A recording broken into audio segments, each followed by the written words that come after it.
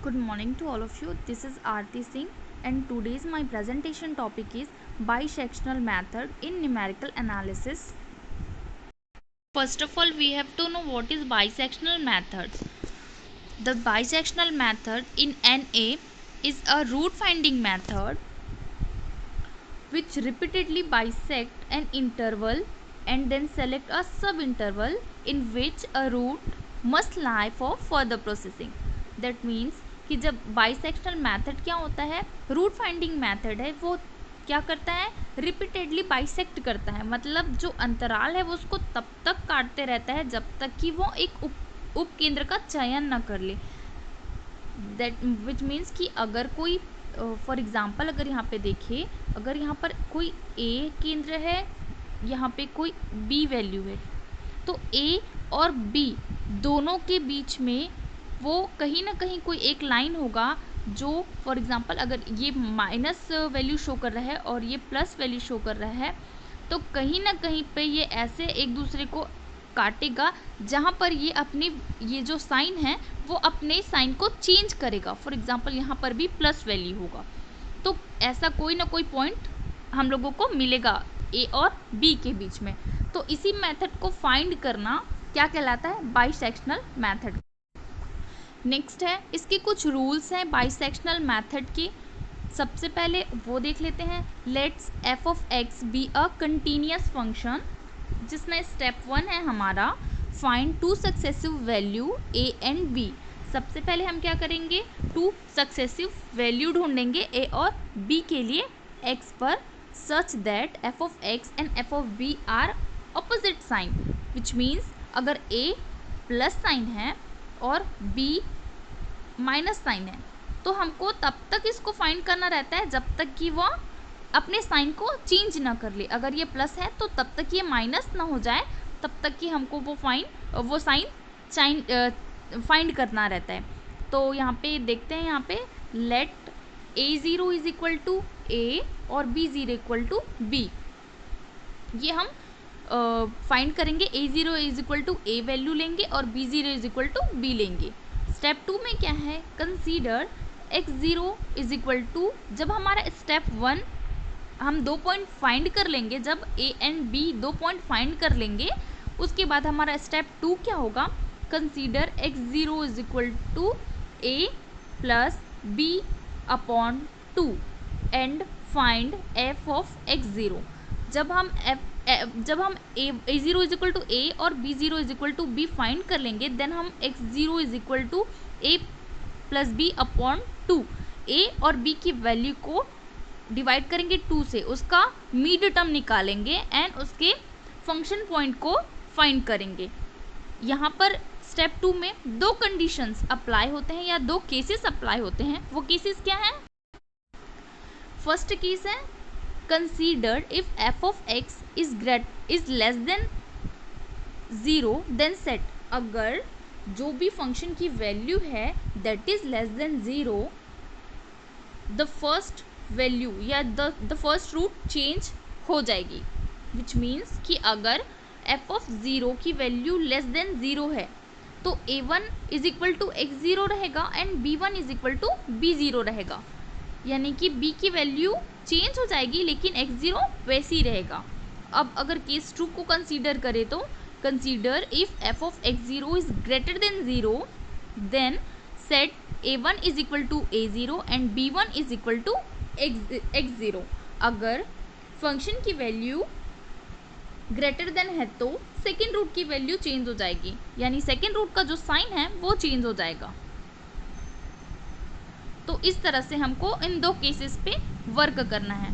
The root of the equation lie between, फिर उसके बाद जो आंसर आएगा a1 एंड b1 की जो भी वैल्यू आएगी वो f(a1) and f(b1) are opposite sign.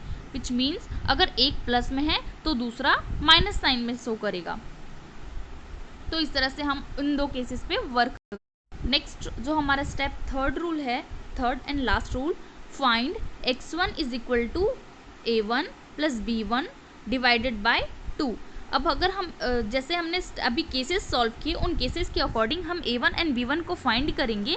a1 and b1 को फाइंड करने के बाद उसका मिड पॉइंट निकालेंगे और फंक्शन पॉइंट को परफॉर्म कराएंगे, और जो लास्ट में जो ये प्रोसेस तब तक रिपीट होते रहेगा जब तक कि वो सिमिलर पॉइंट से होते हुए ना जाए। फॉर एग्जांपल अगर हमारी वैल्यू एफ ऑफ x1 की वैल्यू क्या आती है 0.64, तो एफ ऑफ x2 की वैल्यू भी 0.64 के आसपास ही आनी चाहिए। तो जब तक ये वैल्यू सेम और सिमिलरली नहीं होती तब तक हम उसको रिपीट करते जाएंगे। इसको एक एग्जाम्पल के थ्रू समझ। Example of bisection method, find a root of the equation f of x cube plus 2x minus 5, ये हमारा एफ ऑफ एक्स दिया हुआ है, is equal to 0 using bisectional method in 5 stages. हमको ये बाइसेक्शनल मेथड 5 स्टेज तक perform कराना है। सबसे पहले हम सॉल्यूशन देखते हैं। स्टेप 1 क्या है, let f of x is equal to x cube plus 2x minus 5, ये हमारा इक्वेशन दिया हुआ है, इसको हमने क्या किया, पहला इक्वेशन ले लिया। अब क्या करेंगे, इस इक्वेशन में put x is equal to 0 1 2 3 dash dash n तक, जब तक कि हम उसको सॉल्व करना चाहें ढूंढ सकते हैं इन इक्वेशन 1, पुट करेंगे ये वैल्यू।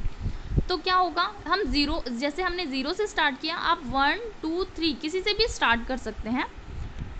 सबसे पहले हमने एफ ऑफ 0 लिया, एफ ऑफ 0 को लेने के बाद एक्स क्यूब की जगह पर, एक्स की जगह पर हमने 0 रखा और उसको सॉल्व किया, तो पहला जो वैल्यू आया वो नेगेटिव -5, सेकेंड 1 रखा तब -6, 2 रखा तब -1, और जब 3 रखा तब वो वैल्यू प्लस में शो करने लगा, मतलब जो लास्ट पॉइंट है वो प्लस में आया, यानी कि 2 और 3 के बीच में साइन चेंज हुआ है। तो अब जो रूट है वो क्या करेगा, 2 और 3 इनके बीच पे लाई करेगा, यानी जो जाएगा साइन वो 2 and 3 से होते हुए जाएगा। Therefore a root lie between 2 and 3, so let a is equal to 2 and b is equal to 3। तो हमारा a and b इस तरफ फाइंड हो गया है। अब आगे एग्जाम्पल इसके आगे फॉर्म में स्टेप 2 में है, consider x0 is equal to a plus b divided by 2। अभी हमने a निकाला, a था हमारा 2 एंड b था हमारा 3। इसको सॉल्व करने के बाद 2 plus 3 divided by 2 is equal to 5/2, इसको परफॉर्म कराएंगे तो हमारा आएगा 2.5, वो 2.5 ये आया हमारा। अब क्या करेंगे, इस 2.5 की वैल्यू को इक्वेशन 1 में रख देंगे, जो हमारा फर्स्ट इक्वेशन था उसमें रखने के बाद ये 5.625 जो कि पॉजिटिव वैल्यू है, वापस से पॉजिटिव वैल्यू आई। तो अब क्या कर सकते हैं, हम इस पॉजिटिव वैल्यू की जगह पर 2.5 वैल्यू को रखेंगे, क्योंकि 2.5 को रखने के बाद क्या आया, हमारा वापस से पॉजिटिव वैल्यू आ रहा है। स्टार्टिंग में जब हम 2 को फाइंड किए थे तो नेगेटिव वैल्यू था, और 3 को किए थे तो हमारा पॉजिटिव वैल्यू आया था, या दैट मीन्स पॉजिटिव वैल्यू के बाद वापस से पॉजिटिव वैल्यू आ रही है, जो कि 2.5 ये जो वैल्यू है इसको रखने के बाद हुआ। लेकिन 2 से हमको नेगेटिव वैल्यू मिली है, तो 2 जो है वो चेंज नहीं होगा, जो 3 था वहाँ पे क्या आ जाएगा 2.5। तो अब हमने क्या किया, जो रूट है वो किन के बीच लाई करेगा, फॉर एग्जाम्पल 2 एंड 2.5 के बीच, जो कि पहले 3 के साथ हो रहा था। तो अब जो इनके बीच का जो ग्राफ होगा वो 2 and 2.5 के बीच होगा, यानी कि अब हमारा a होगा 2 और b होगा 2.5, या ये कह सकते हैं a1 या b1, ये भी ले सकते हैं। तो अब आगे देखते हैं इसको, एग्जाम्पल इसका स्टेप 3 देखते हैं। Consider x1 is equal to 2, यानी हमने अभी जस्ट थोड़ी देर पहले लिया था, a इज इक्वल टू 2 लिया था और b इज इक्वल टू क्या लिया था 2.5। अब इसको सॉल्व करेंगे तो क्या आएगा 2.25, ये नेक्स्ट आया। अब इसको क्या करेंगे, फिर से वापस से इक्वेशन 1 में पुट कर देंगे। इक्वेशन में 1 में पुट करने के बाद 1.89 वापस से पॉजिटिव वैल्यू आई। अब therefore the root lie between 2, वापस से पॉजिटिव वैल्यू आया है, तो पॉजिटिव वैल्यू किस वैल्यू को रखने के बाद आया है 2.2.5, तो अब हमारा क्या होगा, नेगेटिव वैल्यू 2 से आई थी तो 2 चेंज नहीं होगा, यहाँ पर क्या चेंज होगा, नेक्स्ट देखते हैं। अब हमारा क्या हो जाएगा, वो a इज इक्वल टू 2 ही रहेगा और b इज इक्वल टू 2.25। इसको सॉल्व करने के बाद आया 2.125, वापस से इसको इक्वेशन 1 में रखेंगे, वापस से पॉजिटिव वैल्यू आई, इस पॉजिटिव वैल्यू को कैसी आई, इस वैल्यू को रखने के बाद, तो हमारा b फिर से वापस से क्या होगा 2.125, मतलब जो रूट होगा वो किन के बीच लाई करेगा, 2 और 2.125 के बीच लाई करेगा। अब स्टेप 5 में कंसीडर्ड, वापस से कंसीडर करेंगे। हमने देखा लास्ट में क्या आया, a इज इक्वल टू 2 था क्योंकि नेगेटिव वैल्यू नहीं मिली है, और पॉजिटिव वैल्यू हमको किससे मिली, 2.125 को पुट करने के बाद हमको पॉजिटिव वैल्यू मिली है। तो अब इनके बीच हम मिड टर्म निकालेंगे, मिड टर्म निकालने के बाद क्या आया 2.0625 ये आया। इसको वापस से इक्वेशन 1 में रखेंगे। अब इक्वेशन 1 में रखें और इसको कैलकुलेट करेंगे आप कैलकुलेशन के थ्रू, तो क्या होगा यहाँ पे, अब हमको नेगेटिव वैल्यू मिल रहा है, यानी साइन चेंज हुआ। इतनी देर से क्या हो रहा था, plus sign plus sign plus sign आ रहा था, अब जाके वो क्या हुआ, माइनस वैल्यू मिला है। तो अब क्या करेंगे हम, इतनी देर से जो प्लस की वैल्यू थी, जो 3 थी जिससे प्लस वैल्यू आ रहा था, उसकी वैल्यू चेंज हो रही थी। अब क्या होगा, 2 जो नेगेटिव वैल्यू आया था उससे वो चेंज हो रहा है। तो अब क्या करेंगे, यहाँ पे ये किसके बीच लाई करेगा,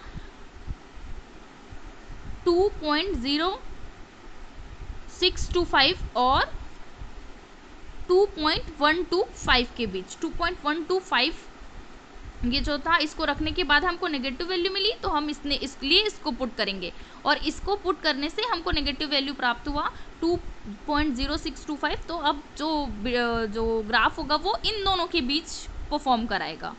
लास्ट स्टेप क्या हुआ, कंसीडर x4, इन दोनों के बीच वापस से मिड टर्म निकालेंगे डिवाइडेड बाय 2। जब इनको डिवाइड करेंगे तो हमारा सॉल्यूशन आएगा 2.094, 2.094 जो कि पहले आया था उससे लगभग सिमिलर है। अगर इसके बाद इसको स्टेप 7 में और सॉल्व करेंगे तो हमारा लगभग सेम आंसर आएगा, लेकिन ये हमें बोला है कि हमको सिर्फ 5 स्टेज, x के 5 स्टेज तक ही जाना है, तो हमने 5 स्टेज तक निकाला, तो ये उसका आंसर होगा। धन्यवाद।